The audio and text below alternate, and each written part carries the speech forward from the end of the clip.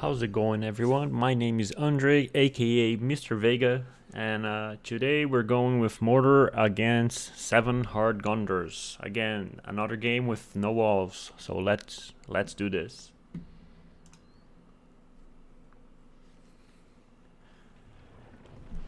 I haven't done this one either. This is my first time doing Mordor against 7 hard units, so my strategy in the beginning it's gonna be orc spam. And one of the annoying things with Gondor, not with Gondor, with Mordor, is that you don't have a starting hero that you can summon, like a cheap hero. So you have to go for Arc Pit right away and then start spamming, and then so you can go and grab the mills and stuff like that. I guess it would be nice if we could add a cheap hero for Mordor. Just because in the beginning like this is a little bit rough compared to any other civilization where you can just buy cheap hero and then move. Either Meryn, Pippin, Frodo for the good factions, and for the evil factions you can buy the Gollum. I guess Isengard doesn't have it either, right? A cheap hero that he can summon. Yeah, I guess if Isengard doesn't have it, then it doesn't really matter. I don't remember though. I would have to do an Isengard 1v7 as well to see if... I don't remember if they have a cheap hero or not. I don't think they would. Like, which hero would it be? Yeah, so here, first things first. So build the Orc Pit, and then build the Orcs, and then use them to grab the farms.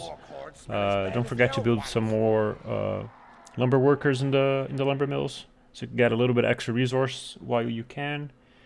And from there then on, I'm just already trying to get another orc pit, just so I can like spam, so I can try to defend. And for heroes here, I think I'll probably will have to go with the fell beasts right away. I don't think any other hero will do much. Maybe the Mouth of Sauron would help. Yeah, but the other heroes, I don't think they would do much. The cheap heroes for Moria and Mordor, they're not the best when it comes to dealing with this kind of push. So I think it's worth saving for one of the better heroes. In this case, I think I'm gonna go for the Nazgul in the Fell Beasts. Look at those hordes. Keep squeezing out of that pit. Pay attention. Yeah, here I already have the lumber mills and I haven't added the actual lumber workers yet. Even though in the beginning it's not that important, it's more once the trees start to get further away from the lumber mill, but should still do it anyway. I think will I do it now? Oh yeah, and I even go for the Haradrim Palace here, because the orcs are actually really weak. So I'm not sure if I'll be able to hold it with just the orcs. At least the Haradrim Lancers, they do like okay damage against heroes. Like the orcs, they do nothing against heroes, like nothing at all. So at least if they have heroes, at least the Haradrim Lancers can do some damage to them. So that's nice.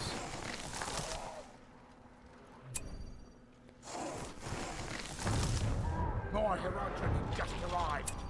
Over here! It's an attack! Stay alive! Enemy! Go now! And I don't really want to fight outside my base, especially with the orcs that are so weak. So I want to have the towers attacking them at all times. I should have brought them further in, I think. But oh well, that works too. I definitely should have brought them further in. Like then I would have more arrows, more towers shooting arrows at them. And then I got Faramir there, so I think I'm using the yeah, I already had the Haradrim Lancers targeting him, because they do okay damage against him. The Orcs don't do anything.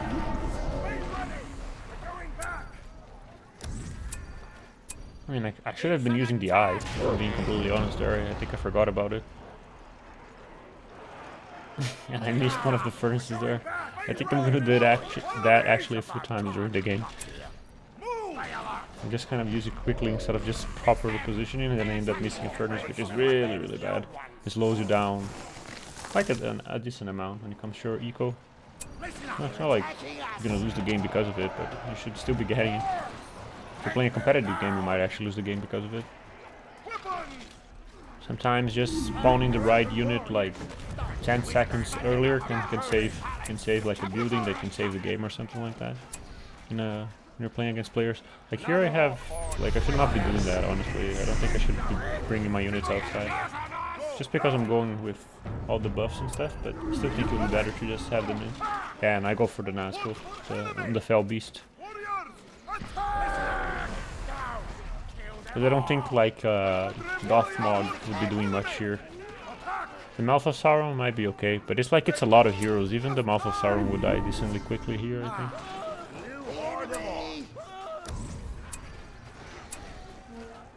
And then this spell helps a lot to deal with all those archers. The Wild Man of Doomland, I think it is. They help you get rid of all those archers in the back line.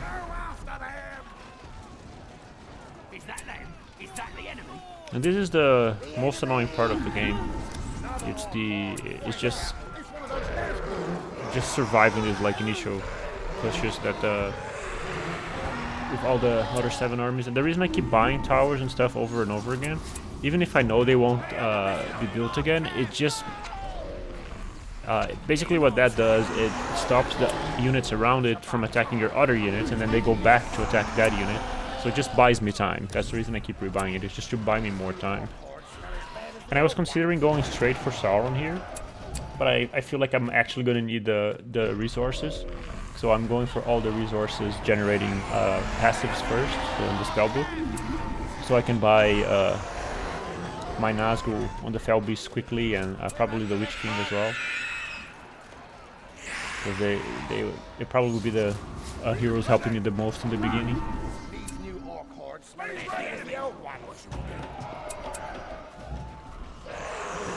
Yeah, and I'm also doing some Haradrim archers. Like because I only have done this once, I still don't know which units are the best units to defend against this. And on it, like I know what the best units would be. What I mean, like I don't know which ones would be the best. It's more in the sense that, like, can I produce them fast enough, and do I have enough resources to keep them up? That's when I say like the best units. The reason I do orcs is because I can keep spamming them like crazy. They're free, and I can use my resources to keep buying the buildings, buying the heroes. So I know like the Haradrim archers, they're stronger and they'd be better at holding the base, but at the same time they take longer and they take more resources, which would mean that I wouldn't have the Nazgul or the Fell Beasts right away, right? So that's kind of what I mean. I haven't. So once you play this a few times and you kind of understand the pace of the game a bit better, and then you can see if you should go for the archers earlier, later, not at all, and things like that. It makes it easier for you to make those judgment calls. But for now this is good. The camp is under attack. The enemy is on us. Yeah, and my other Fell Beast should be arriving soon, and then I think from then on I should be kind of in a good spot. The only annoying thing is that they do take a lot of damage from arrows, so you have to bring them back at the hill for a little while before you can go back in. Especially because once they have catapults, you're gonna need an Nazgul to kill the catapults. Like, you can't rely on your orcs to try and go there.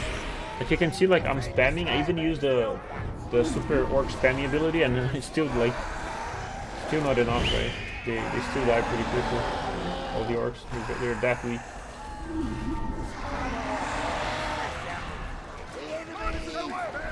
So now that I have the Fell Beasts, you can see that I can contain the situation quite a bit better.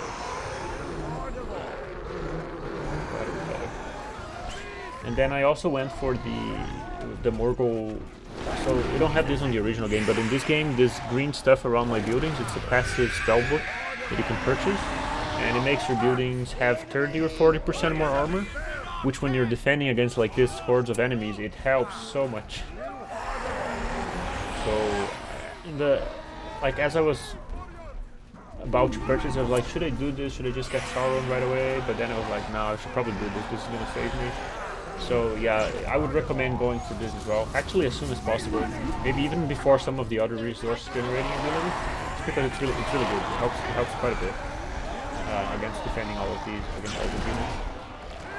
And now they have a bunch of eagles, which is okay because they don't properly use the eagles. You can see that some of the eagles just sit there and they don't do anything. They do attack your units, but they don't attack your buildings for whatever reason. Which is a good thing. Honestly, if all those eagles were attacking my buildings, I don't know, I think this would be a lot harder. Then I would definitely need more archers. Now I can go for Sauron.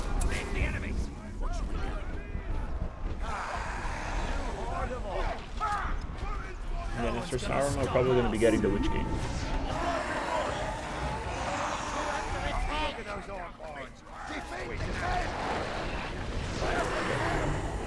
So you do definitely want to try to get the Fell Beasts out before they start having the catapults showing up in the battlefield, because that can be a little bit of a problem. If I didn't have the Nazgûl, like, I wouldn't have a way to deal with the catapults, and then I would just lose my base slowly.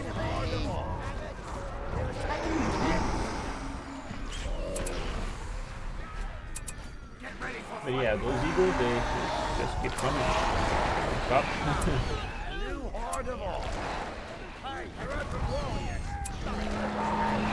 Now my furnaces are starting to get to level 3, so now I'm really starting to stabilize, because they have a lot of extra health by the time they're level 3, and they act as towers, so it's basically like having 6, 7, however many furnaces I have as extra towers. And then on this mod you can see that the Fell Beasts, they have this spell that you can use that makes them a little bit wider. It's basically a power buff for them, so they get extra armor, extra damage, I think extra speed as well. It's just nice, so whenever, like, if you're actually trying to use them to kill some units every now and then, you can use that, go in, kill some units, and then leave. Because you know that in the original game, once the enemy has fire arrows in their units, like if you're going against, let's say, Rohirrim, with the fire arrows, you won't even be able to land once, and you're not going to do that. So this way, with that spell, I think that was a good addition. So you can just go in, use that ability. You can actually get rid of maybe 1 or 2 battalions, and then come back, and then your Nazgûl didn't 100%, like got 100% to 0 in like 1 second. So I think that's cool. And there I go with the Witch King. It's somewhat useful. It's not that useful if I'm being 100% honest. Again, melee unit. It's hard to use it. Like even Sauron, like just taking a beating out of just these few guys. To be fair, all the eagles in there as well. So that makes it harder. Gandalf is there too. I don't think I can saw him. The thing about Sauron that is different from like the Balrog is that you can't really go 1v1 like just auto attacking the heroes. He doesn't have enough damage and he's too slow.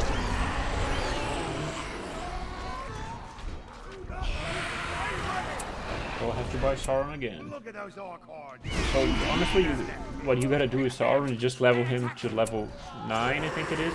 That's when you can use his Balrog ability. You can actually summon a Balrog. If you guys never played Mordor in this version of the game on the Blue Wizard mod, but you can actually summon a Balrog with Sauron, and then you can have 2 Balrogs, one with a spell book and then one that you can summon. Both of them, they have timers, so it's not like the Moria faction where you can just permanently have a Balrog. So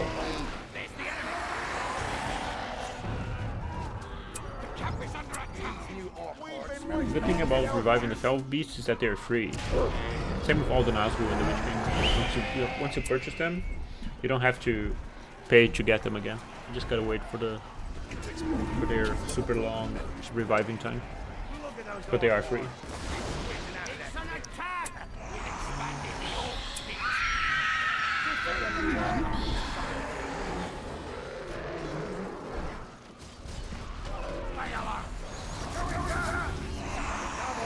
The eagles are like really annoying here. I don't remember them being that bad in the other games that I did.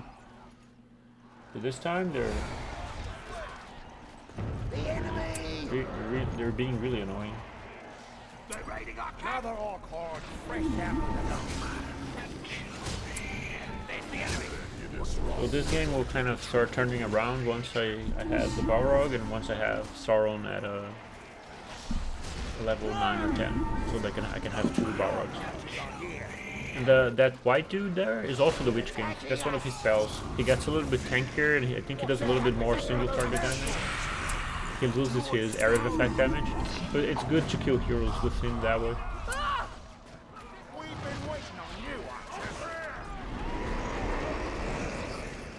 Oh, Sauron is already back. Thought it would take longer. Yeah, so the way you should use Sauron until he's like higher level is just use his spells from far away and wait for the cooldowns and then use it again. You can't really have him go inside the armies and like, you know, kill everything like you do with the Balrog. He just doesn't do that. And I think here I think here my Balrog gets robbed. Let me see if we can find that it is. No, that's not it. You see that one of the times that I do this with the Balrog, he will... I fly him inside the base, and then he bugs out, and then he flies back outside the base. And then I have to bring him in again, which is really weird. And I'm not sure if in this version of the game they decreased how long you can have the Balrog for. I think it lasts like a few seconds less, I think. Either that, or I'm just really bad at using the Balrog, which is probably more accurate. It might be just that I'm just really bad at using the Balrog. There I thought I used my Balrog thingy, but I didn't, so I won't even be able to finish off your base. Which is really annoying. Because I had to pay attention to my base, I couldn't keep microing the Balrog, so I couldn't destroy the base. Which is a shame. Yeah, I think now I'm pretty stable. Especially now that I have darkness, all my orcs becomes a little bit less useless. So they do something now. We're under attack.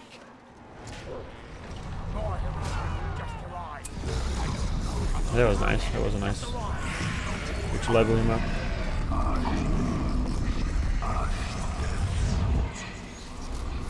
And if you guys have been watching my video, you know that I mentioned that I don't think Sauron is like in a particularly good spot.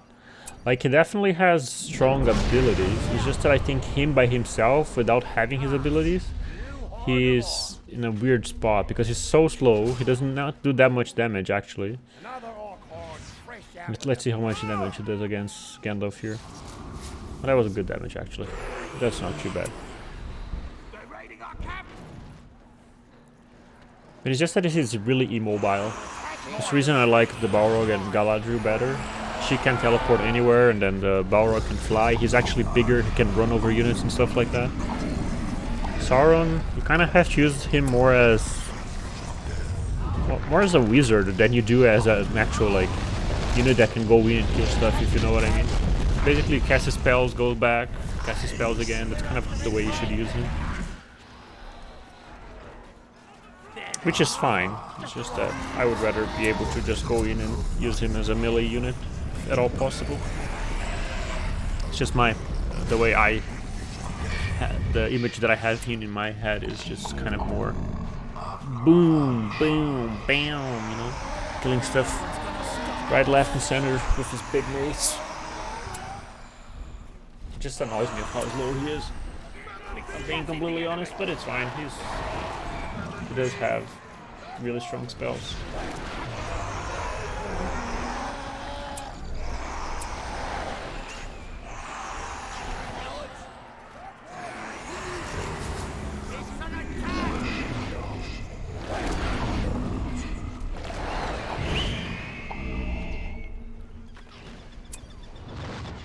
Yeah. Right now, I would say definitely Mordor best heroes are definitely the two fell beasts. For sure. They're just very useful. You do a lot of them. You gotta be careful so they don't die to arrows, obviously, but they are... They help you so much with dealing with like weaker units, catapults, even heroes. And now I get level 10, so I can use I can summon the Balrog. And go finish off that base now.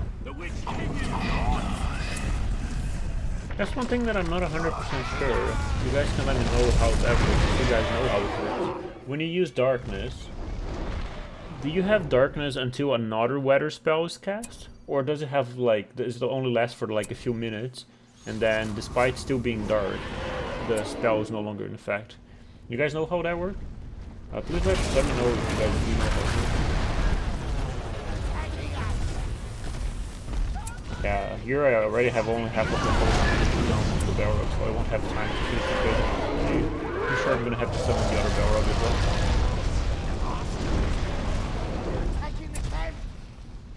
And I lost Sauron. Wasn't paying attention. And the Witch King died too, and I lost the Fell Beast.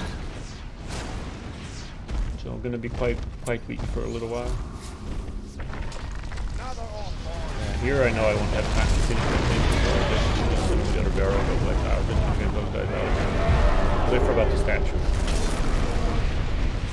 I didn't see the statue.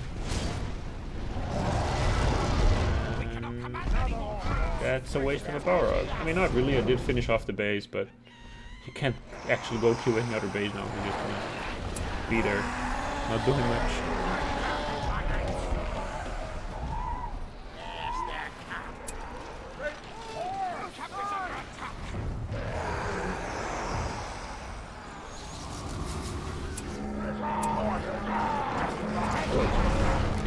Nazgûl and the mouth of Sauron, they seem kind of weak here, but that's just because I'm playing against 7 other armies, right? If you're playing just against one army, or if you're playing against another player... oh, by the way, that's how you should use the Fire Breath spell that I was mentioning on the other video. How to properly use it, that's where you placed it. You see that I destroyed 5 and the Citadel? That's how you should use it, by the way.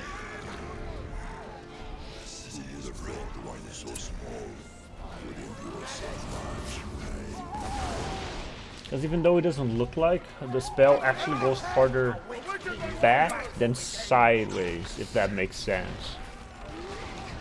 Like, does that make sense? Like, it's a little bit misleading, the animation, because you think it would spread more like to the side of the Balrogs, but it actually spreads more further away from him. So that's kind of why you gotta use it that way, if that makes any sense, I'm trying to say. But anyway, the way I use there, that's how you should use the spell. That's how you can destroy the most amount of units with the one Fire Breath. Here the Witch King's almost dead again. Yeah, I really wish he had his Fell Beast. He's very... he doesn't do much without it, honestly. At least a horse. A horse or a Fell Beast. At least I can move him around quickly with the army and have leadership. Because he has the best leadership in the game, if I'm not mistaken. I think he has 50% extra damage and 25% extra armor. There's no other unit or buff, as a matter of fact, in this version of the game that I remember that gives 50% extra damage as a buff. Not only that, they only do 30 or 40%, but they give no extra armor. And the Witch King gives you, so the most amount of damage, 50% and armor. So his buff is really strong. But it's hard to use it because he doesn't move very well. Just walks here and there. Doesn't have the Fell Beast, doesn't have a horse. It's a little bit awkward to use him. I'm not the biggest fan of it, honestly. I like the ability to have him on foot, but if that's the only way he can be and couldn't be in the Fell Beast, I think I would rather have him just on the Fell Beast then than having him on foot. Unfortunately, because I do enjoy him, like having him on foot and be able to like do other heroes and that kind of stuff. But it makes him quite a bit more useless. And I'll just move the Balrog up again, the Balrog with Sauron, so I can summon the Balrog.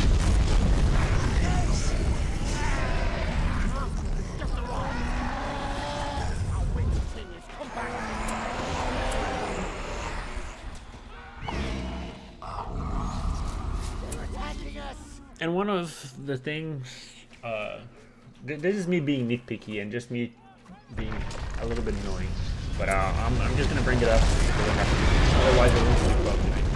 So, if you guys watched my last video where I'm playing with the Balrog, and then you can see how much I can do with the Balrog and destroy, and like destroy all the armies with just a one unit. So one of the things that bug me is, for instance, how weak Glorfindel is, because, and here I should have the Balrog a little bit further away so he could hit the farm as well. I should have destroyed the farm and the well if I placed it a little bit better. But anyway, so in the lore, in the actual books and texts and all of that kind of stuff that Tolkien did, Glorfindel actually killed the Balrog, right? So he's obviously a pretty strong hero, but then when in the Battle for Middle-earth games, when you use Glorfindel, it doesn't do much at all. Like, he's okay at best as a hero. I wouldn't even say he's okay. If you're playing against like another player, I don't even think you would summon him, honestly. You might summon him just because of his Starlight ability that buffs your like 30% damage to your units. Maybe not even, like, you probably would buy him last if you're cash boating and like you don't just spend the money, then I guess you'd buy him. But I think he should be stronger, honestly. Like, the dude is supposed to be able to kill a Balrog, and here he can't even kill Lurtz. Like, come on, man. Like, that's kind of ridiculous. The dude can actually kill a Balrog, but then on the games he can't even kill Lurtz. That doesn't make a lot of sense. Again, that's just me being annoying and nitpicky.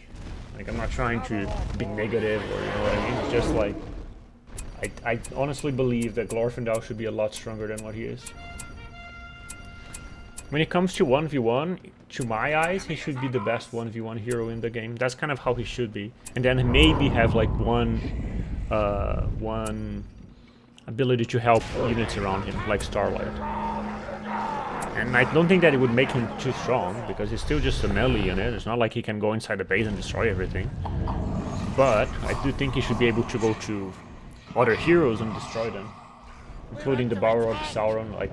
I'm not saying he should be able to like kill Sauron or even Galadriel, but he should definitely be able to put up a good fight. Like, when it comes to 1v1, to my eyes, he should be the strongest 1v1 hero in the game. That's just how I see it. I just want to put that out there, you know.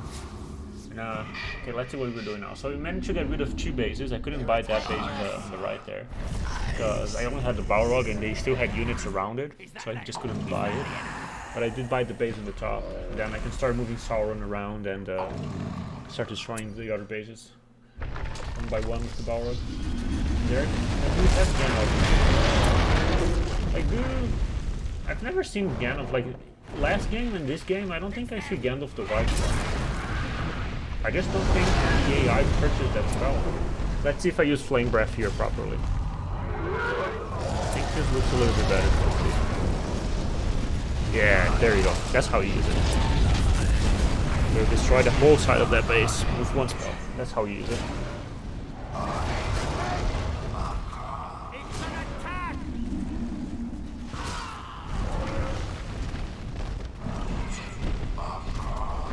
And when I'm saying that this hero should be like this, or I think this is weak and this is strong, I'm not trying to just be negative, right? This is just me.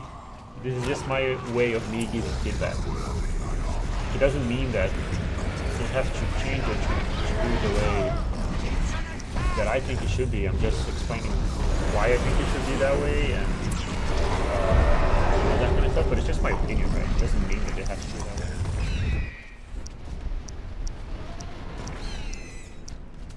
Like Sauron, even Sauron, like, even though I'm not the biggest fan of kind of the way you have to play with him here, like, it's still fine. He's still really strong, obviously.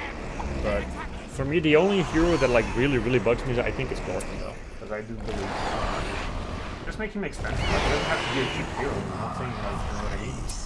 It doesn't have to be a cheap hero, but I definitely think it should be strong. Let's see.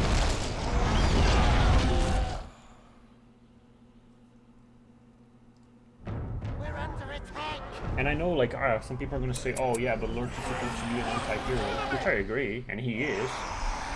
And he can kill most heroes of the game, but I don't think he should be able to kill there are a few heroes that I still think they should be able to kill, right? I mean, he should be able to not kill, die to. And Glorfindel is definitely one of them. Glorfindel should definitely not die to lords. If the dude can kill a Balrog, he can kill lords. Trust me.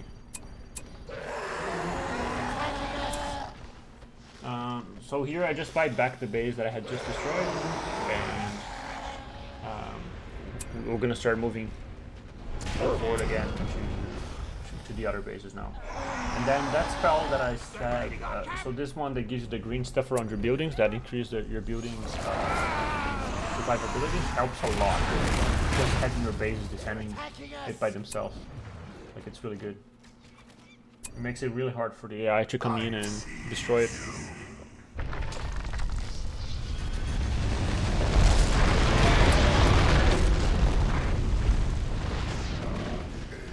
By the way, in the original game, the difference between you destroying the base with one bar and not is how you use that fire breath ability. So I think I used it wrong. Yeah, I definitely wrong. So if you destroy the 5 buildings with fire breath, you can destroy the base. If you don't place fire breath properly and you do not destroy the fire buildings, you will not have time to destroy the base, as you will see here. And this is what I'm telling you last time. You can see that his first ability there, that one is always available. It doesn't have a cooldown. I mean, it does, but like you can see how quickly it refreshes. So you can keep spamming it. Like it finishes before the buff actually finishes on the unit. So you see, like I won't be able to destroy this building, I don't think. Yeah, and the only reason I couldn't is because I didn't use the flame breath properly. If I used the flame breath properly, I could have destroyed the base. So that's why that positioning the flame breath properly is so important. It's just so you can destroy the base with one summon. That's it. But here I have my Fell Beasts. They help me. They will be able to finish off the base.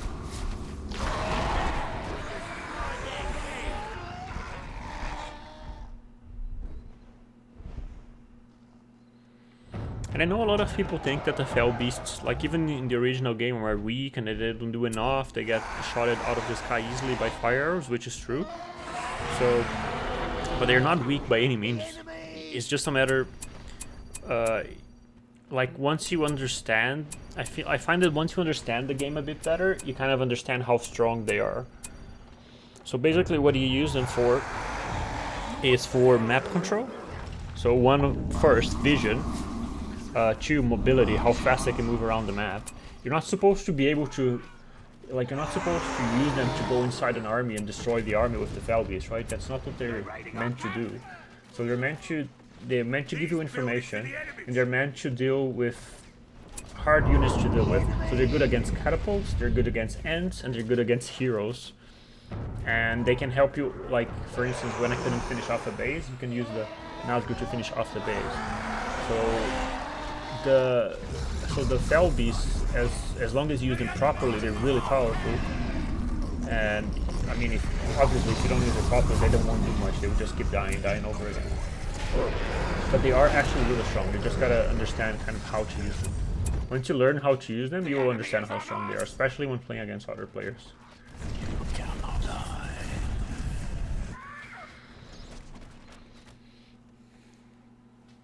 Which is why the Witch King becomes so overwhelming. I mean, underwhelming on this mod, just because he can actually do less than the Fell Beast can, despite being supposed to be the strongest Nazgûl of all of them and the most expensive one too.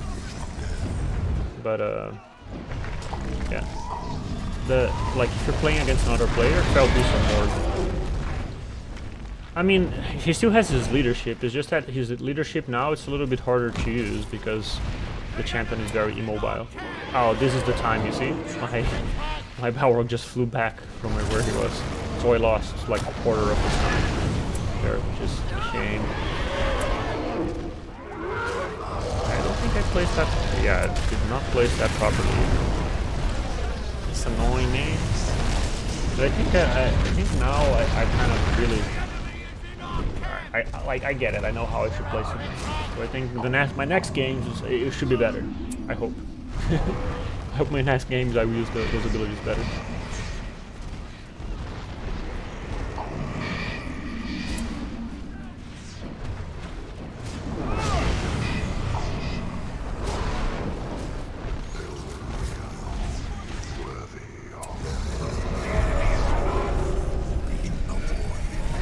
Finish off the base again.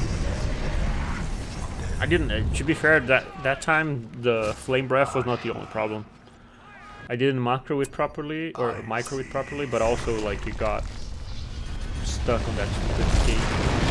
For some reason, I've never seen that before. It was the first time I've seen it.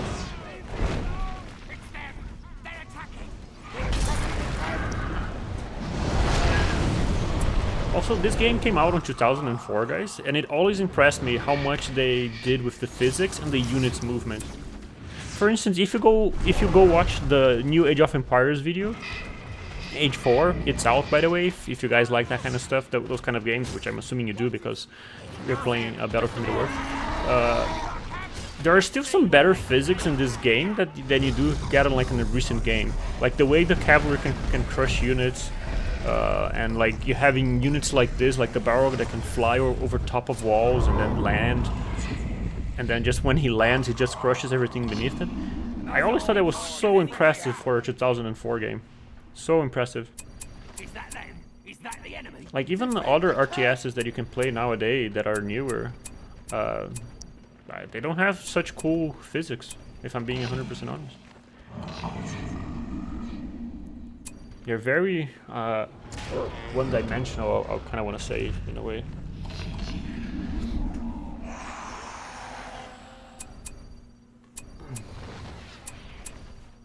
Which is one of the other reasons that I always like this game better than any other RTS that I've ever played. Not only the fact that it's the Lord of the Rings, that by itself makes the game just better, right? But the actual game mechanics are really good and really interesting and really ahead of its time. Which is one of the things that bug me about RTSs nowadays, that like they don't innovate. At least to my eyes, they just keep doing the same thing over and over again with a bit better graphics. They don't even add cool stuff like this game did. Like this game is from 2004, and like Age of Empires 4 only now is introduced the ability to have units on top of walls shooting arrows. You know what I mean? That just shows you kind of how much ahead this game was of its time.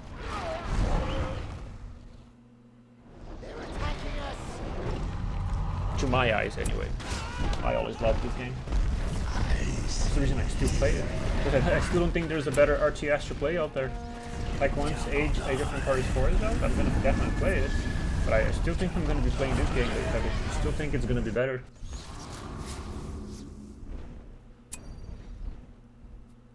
The enemy! Even with Battle for Middle-earth 2, that's another reason that I like Battle for Middle-earth 1 better. Because Battle for Middle-earth 2 kind of turned a little bit more into your regular RTS and a little bit more similar to the other RTS games.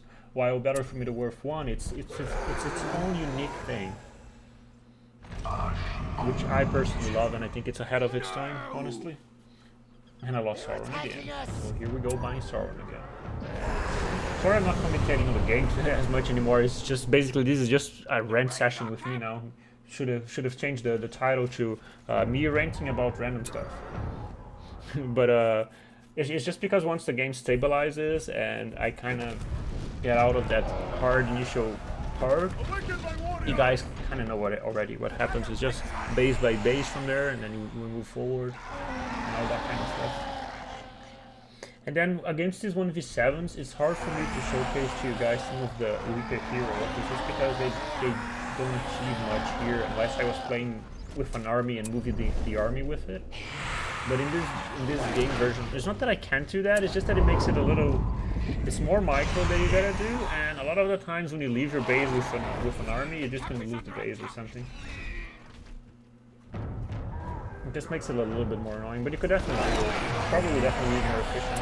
Just that a lot of the times when I'm doing this one, I'm kind of just like vibing, chilling, enjoying the game, enjoying the heroes, and that kind of stuff. I'm not like actively trying to like micro everything perfectly or macro everything perfectly either, you know what I mean? I think a few more games in, I'll do a few more videos just kind of with this kind of stuff, maybe with the other factions that I haven't done yet. I want to do Isengard next, I think. And then I can try to do like a game where I'm just like, okay, I'm going to try to be as efficient as I can and be as quick as possible. Don't lose units if I don't have to, use the spells perfectly and all that kind of good stuff, you know? But I don't think I'll do that for a couple of videos. So still want to do the other factions first, chill out a little bit, and then after that I can try doing some more cool stuff. And I'm gonna get the tower here. Oh, I got the tower. Sweet.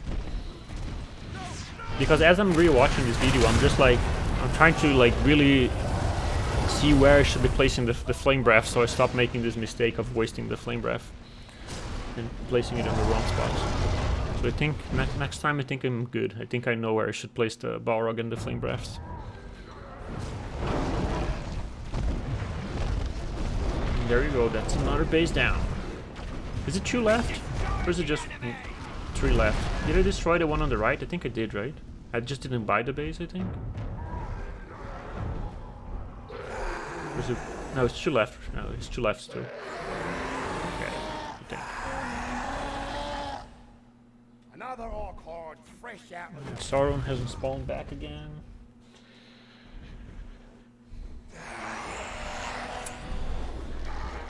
But what do you guys think when I say that, like the Balrog is the strongest unit in the game? Do you guys agree, like seeing this, like this gameplay, or you still think that like Sauron is stronger or stuff like that? What do you guys think? What is your perspective? Because I know this is against AI, it's hard to judge, but even still, I think it gives like somewhat of a good idea of how, what you can and can't do with a unit, right? To some extent, you can see its limitations, I would say, to some extent. Yeah, I still think the Balrog is the strongest unit in the game.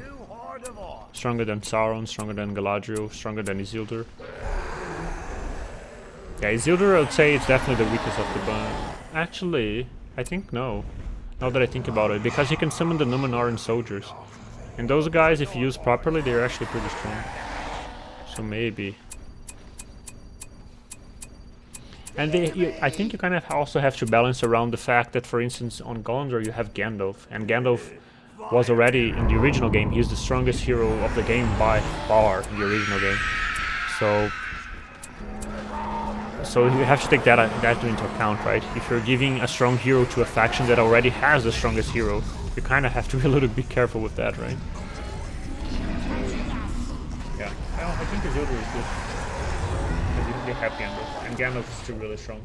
I actually think on this version of the game, on this mod, I think Gandalf does more damage, because if I'm not mistaken, I could one-shot the Nazgul with his History Light, while on the original game, you need like a couple of arrows and History Light to one-shot. You can't one-shot them, if I'm not mistaken.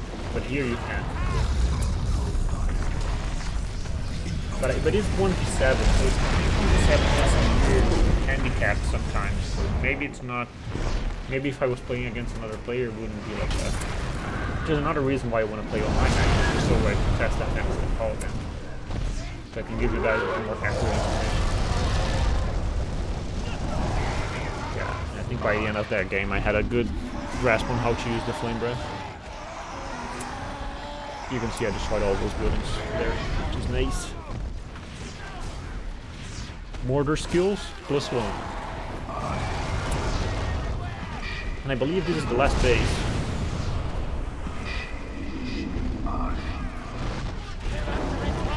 Yeah, when it comes to destructive power, Sauron is definitely outshined by the Balrog. Sauron is there trying to destroy the one little building. He looks behind him, Balrog has already destroyed the whole base. And there you have it, guys. That's another game for you.